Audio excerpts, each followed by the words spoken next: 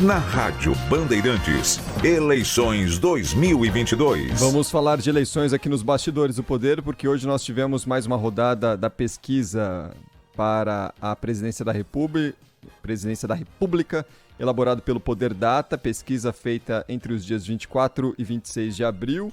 Coloca ali o ex-presidente, na verdade mantém o ex-presidente Lula com 41% das intenções de voto no primeiro turno das eleições. Em segundo está o atual presidente Jair Bolsonaro com 36%, diferença de 5 pontos percentuais, é a mesma registrada há 15 dias, que são os números da rodada anterior, né? Ciro Gomes do PDT aparece na sequência com 6%, tecnicamente empatado com João Dória, que tem 4%, André Janones do Avante tem 3%, e aí na sequência vem os menorzinhos aqui, né? O Bivar apareceu, o Luciano Bivar foi colocado com 1% dos votos, ele que é do União Brasil, presidente do União Brasil, e tá colocando ali o nome na praça, né? Tipo, Moro, fica aí, eu vou sair presidente da República, né?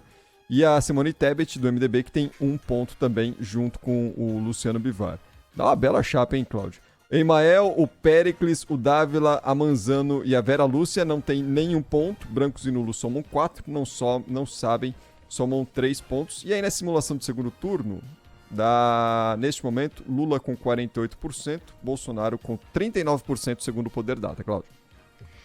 Eu acho que essa pesquisa do Poder Data tem duas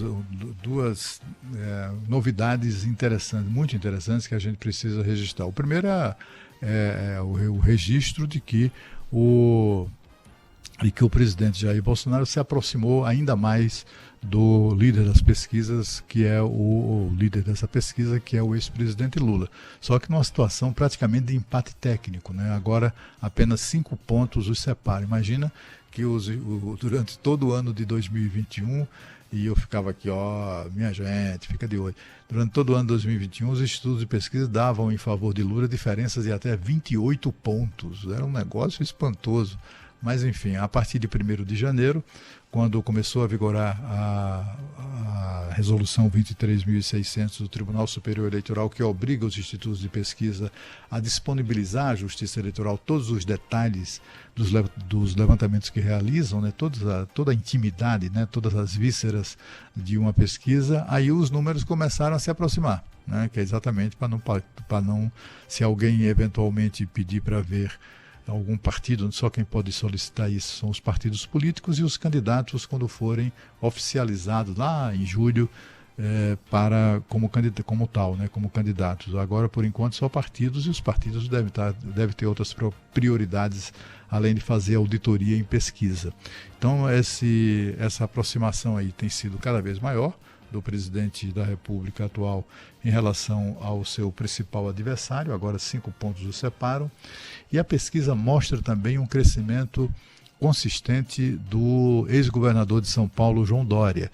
Ele já tinha crescido na pesquisa anterior, do mesmo Poder Data, tinha crescido de 2 para 3 e agora de 3 para 4. Isso o coloca tecnicamente empatado com Ciro Gomes, que tem 6. Então, assim, esse empate já é real, né, entre Ciro e Dória. O empate ali dos cabeças da pesquisa, de 5 pontos, está ali no limite de empate técnico, né? Pode não haver ainda o empate, mas sem dúvida nenhuma esse empate já está estabelecido entre Ciro Gomes e João Dória, né? O que mostra que o João Dória se fortalece, inclusive, nas negociações com partidos de centro, se é que elas vão continuar prosperando. Eu não acredito muito nisso, não. Mas se essas negociações enfim, seguirem adiante, a posição do João Dória já é mais forte, um pouco mais forte do que eu era há um mês atrás, por exemplo, né? Do ponto de vista de intenção de votos. Agora, a gente está vendo aí os candidatos com o pé na estrada, né? O presidente da República dando entrevistas à torta e direito, comparecendo a eventos, e também o João Dória hoje está em Belém do Pará, já posou para fotos lá em diversas situações, já fez orações lá na Basílica da Nossa Senhora de Nazaré, lá em Belém do Pará, que é uma visita obrigatória para quem vai à capital do Pará.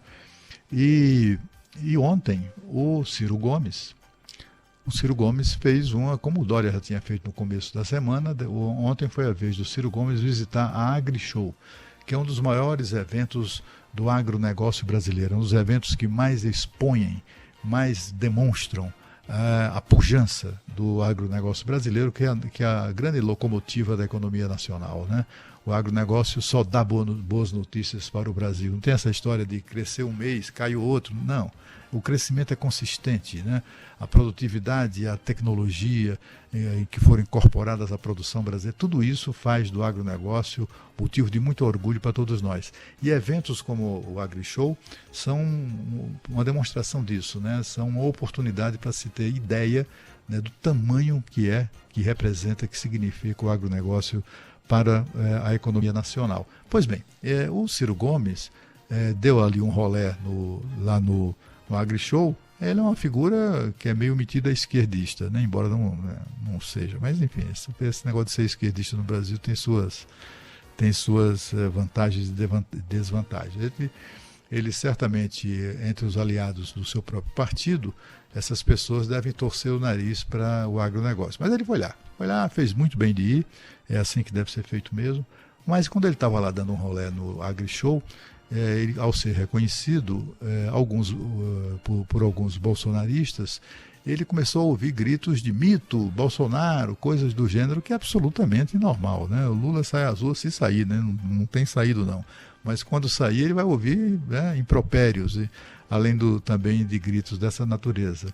E aí, mostrando o completo despreparo ainda, depois de tantas campanhas, né, tantas candidaturas presidenciais que ele já incorporou, o ex-ministro e ex-governador do Ceará, Ciro Gomes, reagiu assim ao assédio dos eleitores de Bolsonaro na AgriShow. Roubou tua mãe ou comeu ela? Comeu não, meu filho. Bolsonaro! Não! Bolsonaro! Educação, babaca. Tu tem educação. Coisa linda! Ciro Gomes sendo Ciro. E é assim, eu fico pensando, sabe, Cris? Fiquei pensando, ouvindo esse negócio, pensando, imagina esse cara presidindo o Brasil, né? Sendo confrontado como os presidentes são confrontados diariamente, muitas vezes por dia, em crises terríveis, né? Crises graves, né? Ou provocadas pelo presidente, dependendo do perfil dele. Hoje, por exemplo, temos um presidente que ele próprio se encarrega de provocar suas crises, que são praticamente diárias, né? Quando ele não provoca crise, quando ele está paz e amor, como foi o caso de hoje, vai acontecer alguma coisa que vai chegar nele, né? De alguma maneira, o presidente está sempre, diariamente, sendo testado, tendo a sua paciência testada. Um sujeito como esse, como o Ciro Gomes, reagir dessa maneira, grosseira, grotesca, né, contra eleitores, está sendo ele? Tá, mas assim, e é até bom que faça isso tanto tempo antes das eleições, para que os eleitores, afinal de contas, se lembrem de quem ele é. Eu me lembrei, quando ouvi isso, eu me lembrei, e aí eu comecei a ver assim, a primeira consulta que eu fiz de memória me levou a setembro de 2018, quando ele, em Roraima, agrediu um jornalista e depois mandou a sua segurança expulsar o jornalista de uma coletiva.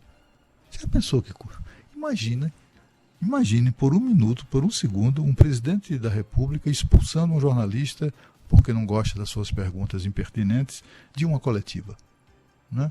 É exatamente coisas desse tipo que acabam por demonstrar que o político Ciro Gomes é mesmo um anão político.